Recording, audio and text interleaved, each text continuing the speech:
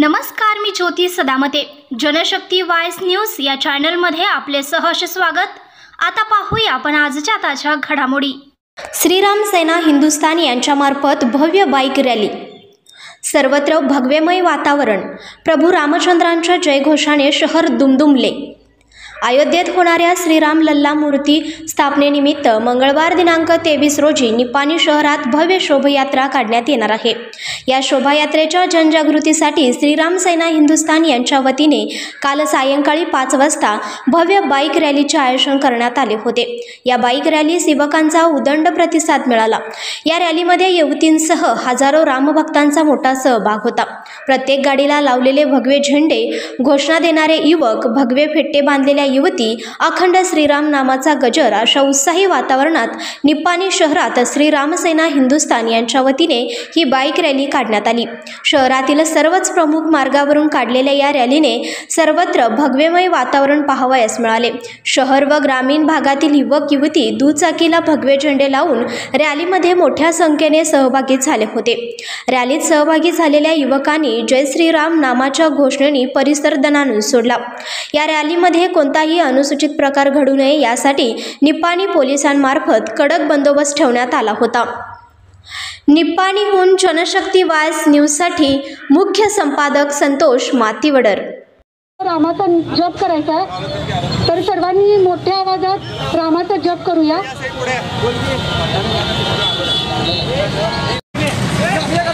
छत्रपती श्री शिवाजी महाराज की. कोणीही घाई गडबड करायची नाही आहे. पोलीस प्रशासनाला सहकार्य करायचं. ट्रिपल सीट कोणीही गाडीत बसायची नाही आहे.